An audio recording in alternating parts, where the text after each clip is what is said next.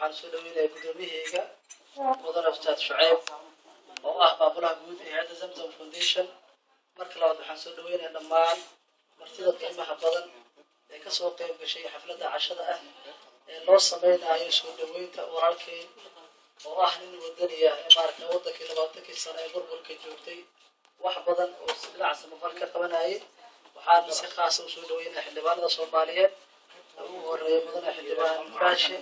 sababtii xildhibaan Baashi waa nin hadda maanta musharax ah xildhibaanada qaranka hadii uu Ilaahay idmo waana rajaynayaa inuu guul badan gaaro sidoo kale dhinaciisa waxaad xigto xildhibaanad Ubax Abdulqaadir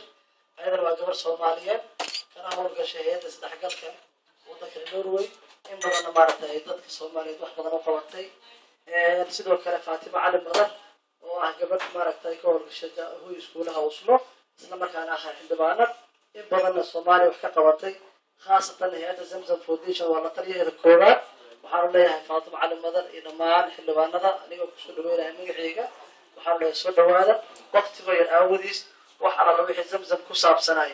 guri ninka isaka weerarayna maamulaya joogo marka aan inaan wax badan ka hadlo waxaan dhaafi doonaa maamulaha waxaan leeyahay kaliya soo dhawaada walaalayaal cashada sida loo sharafteen ayaan idin sharfeynaa mudane maamule waddanka Norway ku soo dhawaa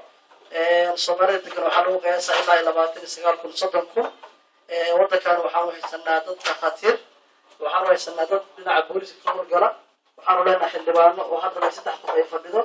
waxaan u haysanaa maaragtay dad abwaaniin oo ustaad Bashiir Cali Xuseen oo nala fadhiyo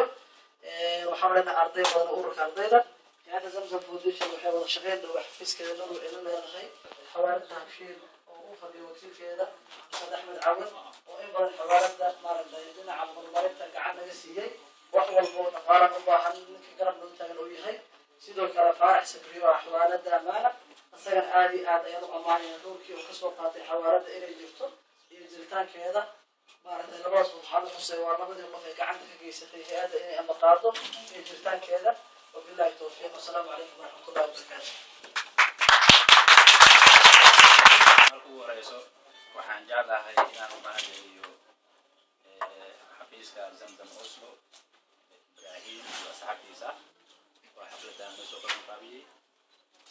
sidoo kale waxaan u mahadcelinayaa dhammaan akhyaarta sharafta leh ee xafladan ka soo qayb gashay runtii hadallada qiimaha badan ka yiraaheen oo ogaadin iyo xaqaa'iq iyo sheekooyinka hoose reer Oslo isku biiriyay aad ayaan ugu mahadcelinayaa waxaan u rajaynayaa reer Oslo xirnaantooda iyo walaadnimadooda iyo Soomaalinimadooda inay sii xoojiyaan runtii reer Oslo sida loo sheegay runtii waxaan dhageystay hadallo kala duwan oo Soomaaliya oo dhan ay halkan ku midaysan tahay dhaqankii ganacsatadii siyaasiyiintii abwaanadii waliba waxaa ka sii qurux badan intaas sidaan u fahmay waxaan rajaynayaa inay xaqiiqadii saas ay tahay